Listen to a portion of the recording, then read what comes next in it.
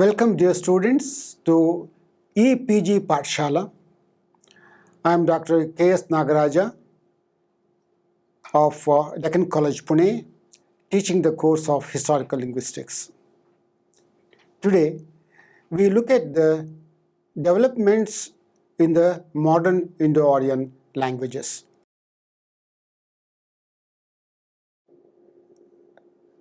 In the previous two modules, we have already looked at the developments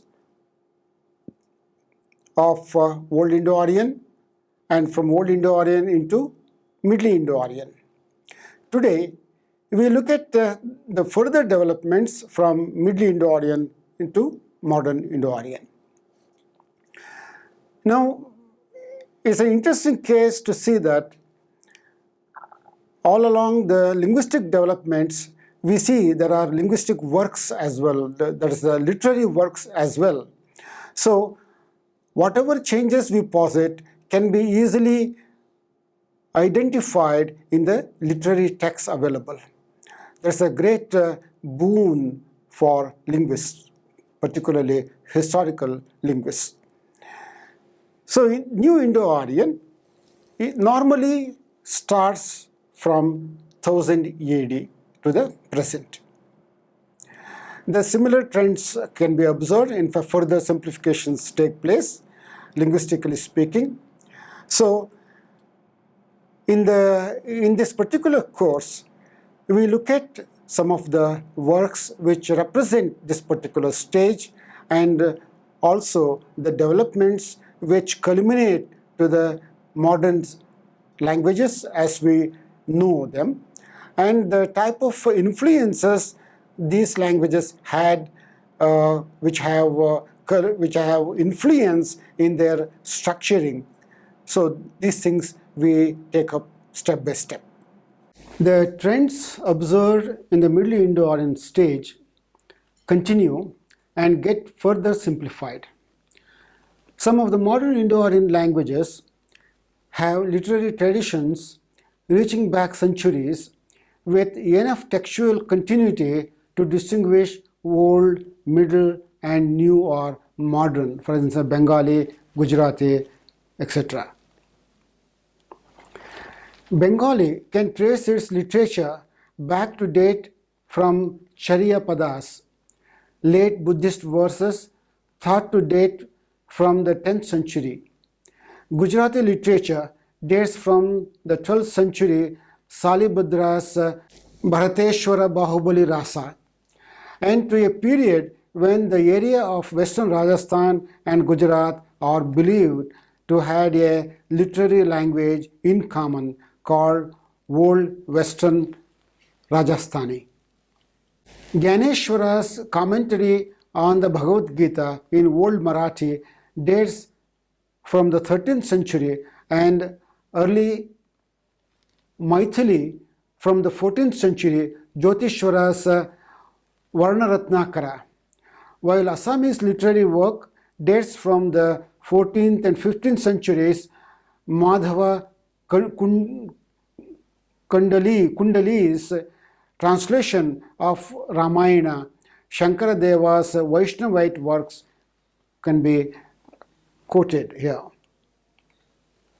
Also of the 14th century are the Kashmiri poems of Lalla Vakyani, and Nepali works have also been assigned to this epoch. The work of Jagannath Das in Old Vadiya dates from the 15th century.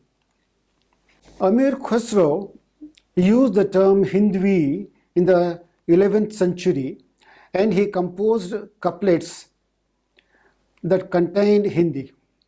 In early times, however, other dialects were predominant in the Midlands, that is Madhya Desha, as literary media, especially Brajbhasha, for instance, Surdas Sursagar, 16th century, and Awadhi Ramacharita of Tulsidas, also of same period.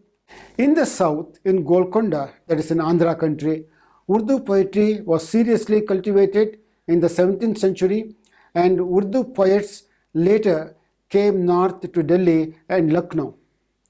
Punjabi was used in Sufi Islamic poetry of the 17th to 19th centuries. In addition, there is evidence in late Middle Indo-Aryan works for the use of early New Indo-Aryan. For example, provincial words and verses are cited.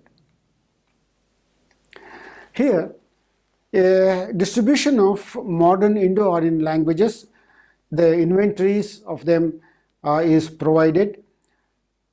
We know that there are quite a few number of languages. So we can start from Hindi, Bengali, Punjabi, Marathi, Gujarati, Konkani, Wadiya, Saraiki or Lahanda, Bhojpuri, Rajasthani, Sindhi, Nepali, Assamese, Sinhalese, Maithili, Bhili or Bhilodi, Kashmiri, Tharu, Harauti, Dogri, Garhwali, Nimadi, Sadri, Kumauni, Dhundari, Ahirani or Khandeshi, Maldivian, Romani, or Gypsy. So these are some of the major languages of Indo-Aryan, or more appropriately modern Indo-Aryan. And the chart gives the geographical locations where they are spoken and also the population as of 2001. Literary languages tend to become somewhat removed from the usual standard colloquial.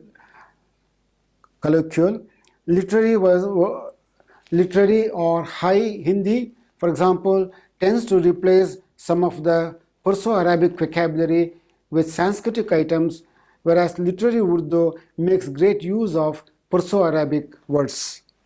We may look at the phonological developments first.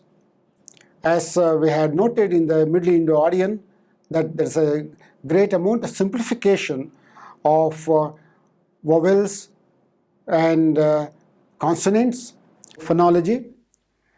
Vowels in sequence contracted in early New Indo-Aryan, as said earlier. For example, Old Indo-Aryan,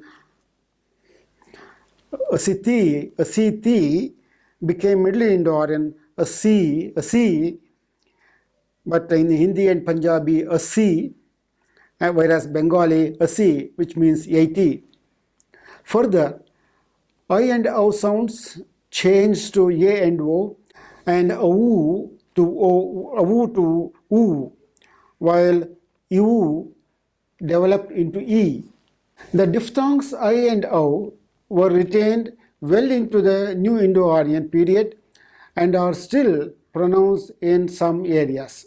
For example, Brajabhasha, Karau, I do, Karai, he does. Middle Indo-Aryan, retroflex D and the aspirated the developed into the flaps ra and dha. For example, Prakrit's Sadiya, woman's garment, Kashmiri, Lahanda, Hindi, Punjabi, Bhojpuri, etc. We find Sadi means sari, and Prakrit, pad, to read or recite. It becomes in Sindhi pad anu, Lahanda padnu, padhan, Hindi, Punjabi padna, Gujarati paduvu, Marathi padnu, that means to study. Stress is not generally contrastive in New Indo-Aryan, though different areas have different rules for placing major emphasis on a given syllable. For example, in Hindi, length is pertinent. So, gila, swallowed, has major stress on the last syllable, whereas gila, wet, has on the first syllable. In Gujarati, on the other hand, vowel length is not pertinent. The stress position depends on which vowels occur in contiguous syllables and on the structure of the syllables, whether open or close. For example, Juna, old, but Dukan, shop. In Bengali, each syllable of a word receives about equal stress. Vowels. The Indo-Aryan vowel system is as varied as the number of languages in the family. Masika discusses the range from the basic 5-vowel system of Roma found in Europe, of course, Roma, Romani, for instance, and a 6-vowel system as found in Odia, and a big number like 13 found in Similes shows short versus long contrast for 6 vowels like e, a, o, u, a, and in addition has a schwa. Interestingly, many languages of the group, instead of showing quantitative length, that is length contrast, show qualitative or height contrast. So in Hindi, we have vowel distinction based on height. There are 8 vowels in Hindi. All are short vowels. The sounds that most clearly distinguish Indo-Aryan from the Indo-European are the voiced aspirate stops and the retroflexes. In the outlying New Indo-Aryan areas, however, the sound system has been reduced. Similes has no aspirated stops, Assamese has no retroflexes, and Kashmiri does not have voiced aspirates. The geographical position of these languages doubtless contributed to these losses. Similes coexist with Tamil. Assamese is surrounded by Tibeto-Burman languages, and Kashmiri is on the border of the Iranian area. The normative system of New Indo-Aryan stops consists of 5 points of articulation and shows 4-way contrast, voiceless and voiced and unaspirated versus aspirated contrast in stops, labial, dental, retroflex, palatal, and velar, which is same as that of Sanskrit. Palatal stops have a fricated release.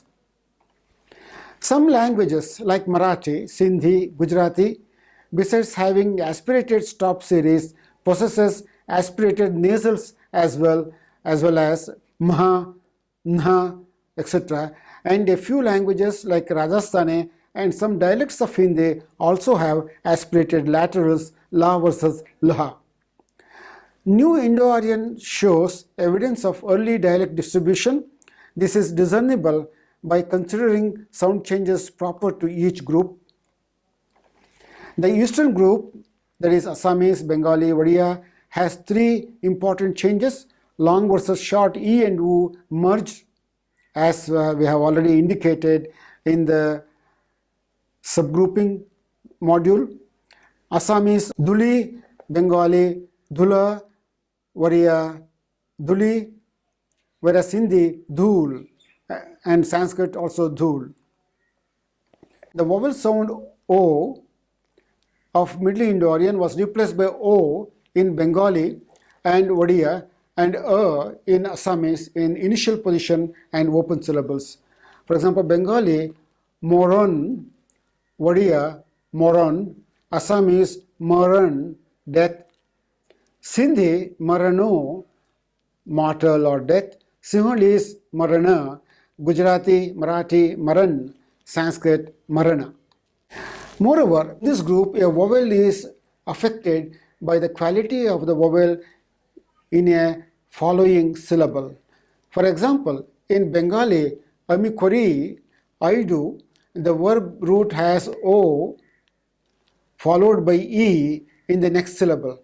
But tumi koro, you do, has an o sound. Similarly, amikini, I buy, but tumi keno.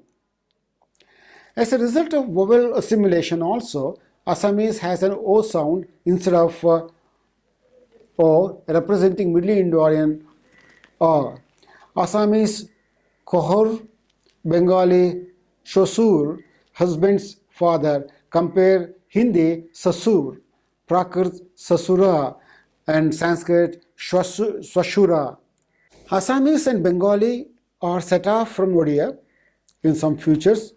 In the former two, Middle Indo-Aryan da and dha merge medially to da, rather ra, with a subsequent development to ra in Assamese. For instance, dari, Bengali dari, Assamese dari, beer, Hindi, Gujarati darhi, Prakrit, dhadiya.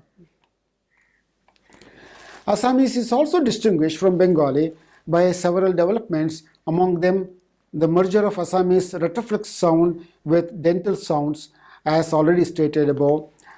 Assamese ut, camel, but Bengali ut, Odia, oto, Sindhi, utu, etc. Assamese also has sa for earlier ch and ch sounds, and a z sound for ja and jha. For example, Assamese kas, glass, Bengali kach.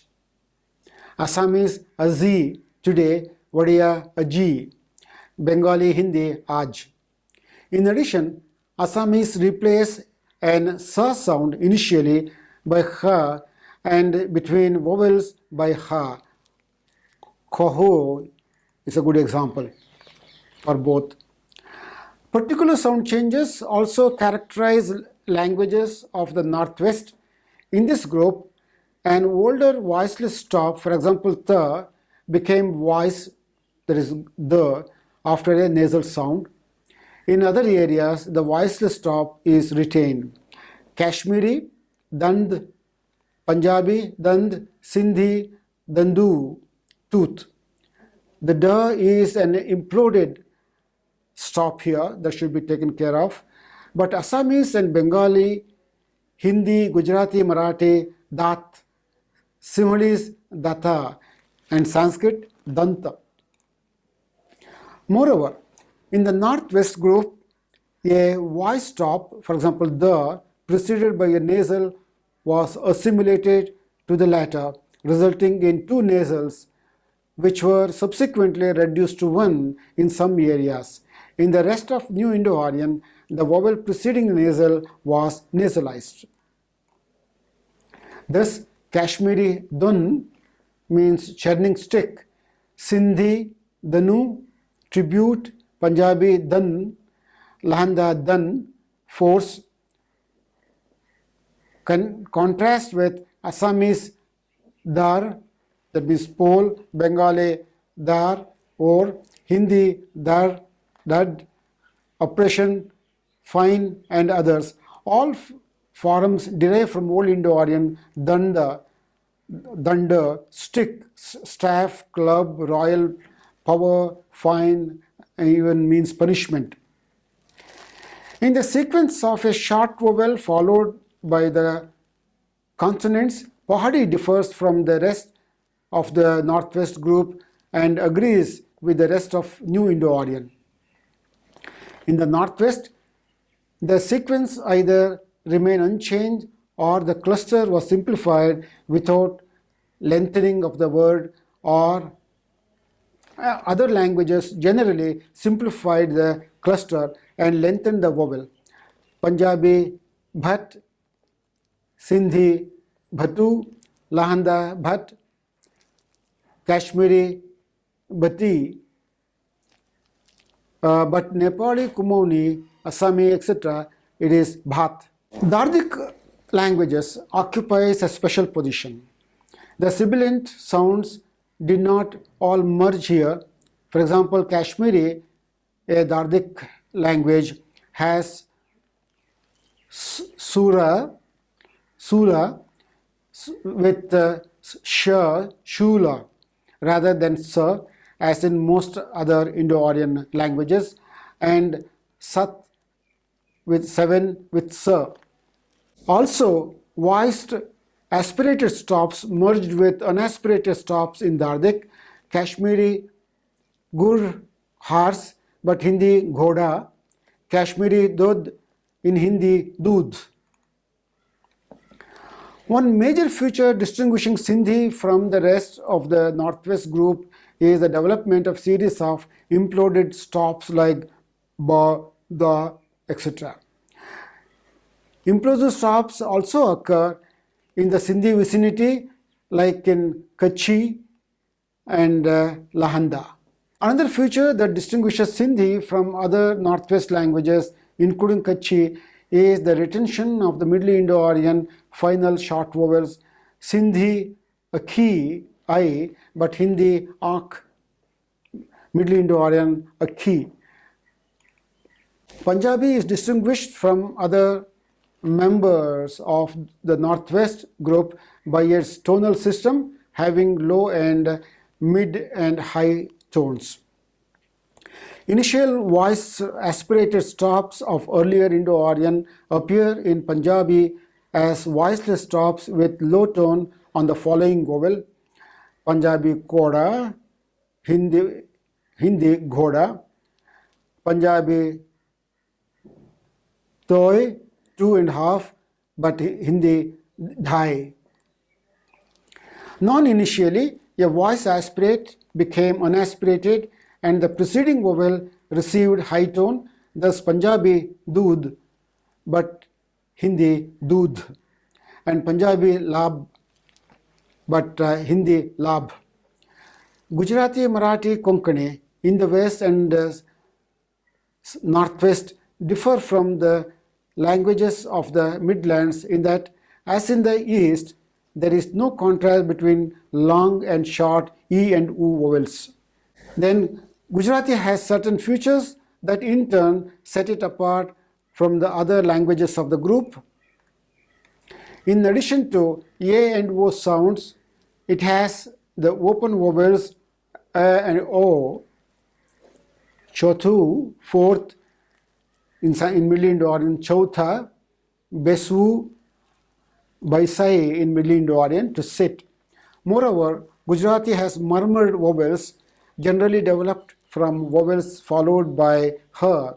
Kehche says ha represents murmuring of the vowel. Old Gujarati kahai chai. Marathi and Konkani have two series of affricate sounds, ch and ch. There was clearly mutual influence of Indo-Aryan languages at an earlier time, together with movement of groups of speakers. Thus, while Punjabi such is the expected form comparable to Middle Indo-Aryan sacha, in Old Indo-Aryan satya, Hindi such true does not represent the expected outcome. The item such must come from the Punjabi area. It's interesting to note that each modern Indo-Aryan language like Hindi, Marathi, Gujarati, Sindhi, Punjabi, Bengali, Assami, even Sinhalese spoken in Sri Lanka all have come under local influences, have undergone some changes. The development of unaspirated, aspirated contrast of nasals and laterals is one such. And because this kind of situation was not found in either in the Middle Indo-Aryan or in the Old Indo-Aryan. So these are local phenomena. And there are many developments like, for instance, Punjabi has developed tones at the cost of aspiration, but it's a partial one. Similarly, Sindhi has developed, particularly in phonology, implosives, which was not found elsewhere. Similarly, Gujarati has developed murmur vowels, again, which were not found in the earlier stage. And the same trend continues even in grammar. Like Middle Indo-Aryan, New Indo-Aryan distinguishes only two numbers, singular and plural. Unlike Middle Indo-Aryan, the New Indo-Aryan languages differ in the degree to which gender distinctions are made. Three genders are retained in the west and southwest, that is Gujarati, Marathi, Konkani, and also in Sinhalese. Unlike Gujarati, Konkani, and Marathi, in which every noun, whether it denotes an animate being or not, has a particular gender that is unpredictable. Similarly, restricts masculine and feminine gender to animate and neuter to inanimate. The Eastern group has no grammatical gender distinctions at all, and two genders are distinguished elsewhere. Over a large area of New Indo-Aryan, the noun has only two cases, direct and oblique. A lack of distinction between direct and oblique cases in the plural is typical of several languages, including forms in Hindi, Gujarati, Marathi, and Bhojpuri. Direct forms are used independently, oblique forms before postpositions and other affixes. The combination of stem and postposition serves the function of inflected case forms of earlier Indo-Aryan. Thus, to denote an object, direct or indirect, Hindi uses the postposition ko, which occurs in direct object constructions normally only with nouns denoting animate being. For example, ladke ko dekhta hai, he sees the boy. Ladke ko mithai do, give a sweet to the boy. Other postpositions are may, per, se, etc. A large group of postpositions are linked to the noun with the affix ko, ladke ke saath, with the boy, ladke ke paas, near the boy, etc.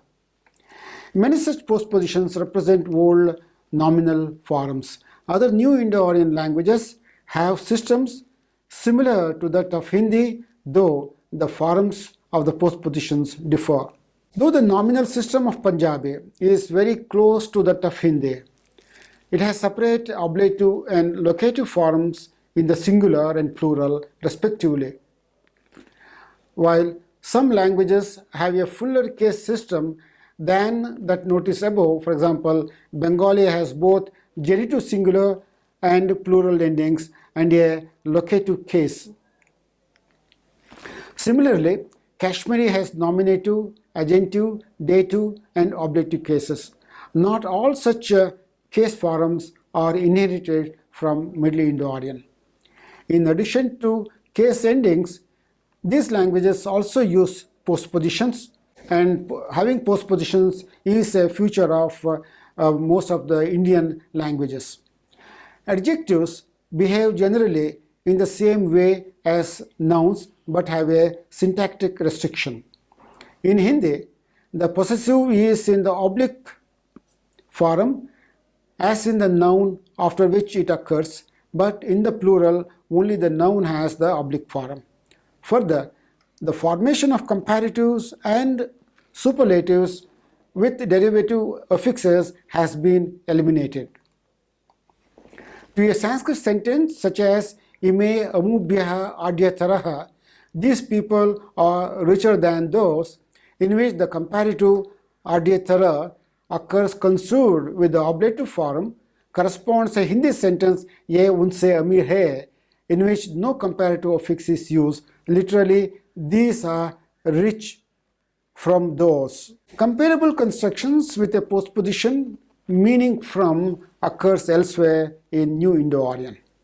The pronominal system of New Indo-Aryan formally resembles the Middle Indo-Aryan stage more than its noun system. For example, Gujarati whom, I, may, I, agentive, ame, we, also agentive, are directly comparable to Apabhramsha, how, my, amhai. The number distinctions of the Middle Indo-Aryan pronouns have been replaced, however, by distinctions of familiarity and politeness. For example, Hindi and Bengali have a three-way distinction. Hindi aap, Bengali apni, you are polite or honorific forms. Hindi tum, Bengali tumi are informal forms, and Hindi tu, Bengali tui are used only for inferiors and small children. Hindi and Bengali differ, however, in the plural forms of these. In Gujarati, on the other hand, tu is a very familiar pronoun, whereas tame is used generally, covering the proximate domains of Hindi, op and tum. Op, if used, strikes the hearer as fawning. Marathi has a similar system. Southwestern languages also make a distinction in the first person plural between inclusive and exclusive. The exclusive excluding the person spoken to. In the form of the relative pronoun and the third person pronoun, languages differ in the degree to which gender distinctions are made, thus contrasting with Old and Middle Indo-Aryan, in which these forms had three genders. For example, Marathi has masculine, feminine, and neuter for the relative pronoun, while Bengali has animate and inanimate. New Indo-Aryan languages differ in the degree to which finite verb forms have been replaced by nominal forms. In Bengali, a contrast is made between continuous or actual present and non-continuous or habitual present. For example, Ami kaj kori, I work, literally I do work, with the ending e contrasts with Ami kaj korchi, I am working, in which cha intervenes between the root and the ending. Hindi has a similar contrast but uses nominal forms. For example, मैं काम करता हूँ, I work, मैं काम कर रहा हूँ, I am working. Both contain the finite form whom of the auxiliary, but kar, karto and kar raho are nominal forms, the latter the past of rah, to stay. Gujarati has both the types, the present tense using finite verb forms, the imperfect employing nominal forms, so both are possible. Even in areas in which finite forms are not used in the present, they occur in the imperative forms and what may be called the subjunctive. For example, Hindi, tum kaam karo, work, you do the work. Main andar aun, may I come in. So the person number system of the new Indo-Aryan verb accords with the use of pronouns. For example, the forms jao, karo in Gujarati, tame kya jao cho, where are you going, and soon karo cho, what are you doing, or historically plurals but are used with reference to one person addressed by the pronoun tame. Similarly, in Hindi, in which a person distinction is not made, in the plural, आप कहाँ जा रहे हैं, आप क्या कर रहे हैं, equivalent in meaning to the Gujarati sentence, have the plural form rahe. No number or person distinction is made in Bengali verb forms. Ami, amra, khori, I do or we do is same. In the third person, a distinction is made between ordinary and honorific. She, ordinary, tini koran, plural, tara, tara koran. Other languages like Hindi also have honorific forms for which the plural is used.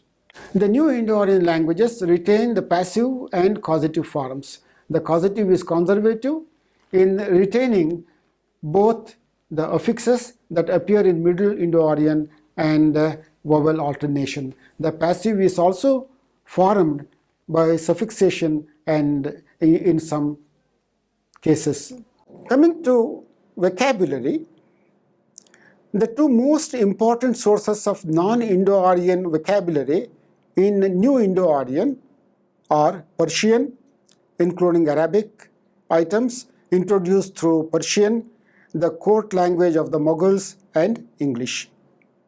The Perso-Arabic vocabulary permeates every aspect of New Indo-Aryan vocabulary, especially in the Midlands, that is UP through the Punjab.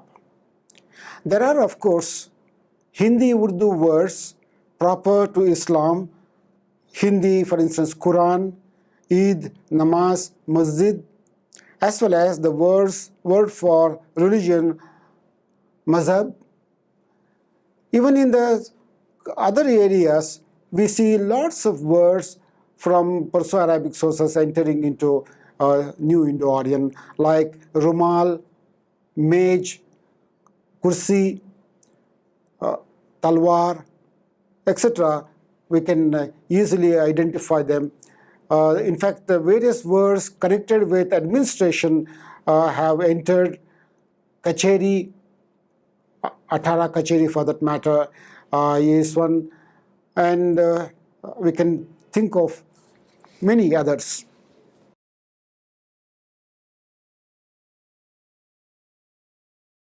When we look at the writing systems, there are two main scripts employed, in fact, which can go to Old Indo-Aryan stage itself. One is the Kharoshthi script, and the other is the Brahmi script.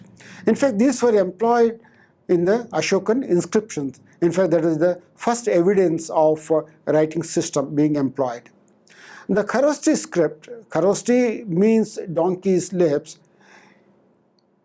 is used only in the northwest, is supposed to be of Aramaic origin, and is written from right to left.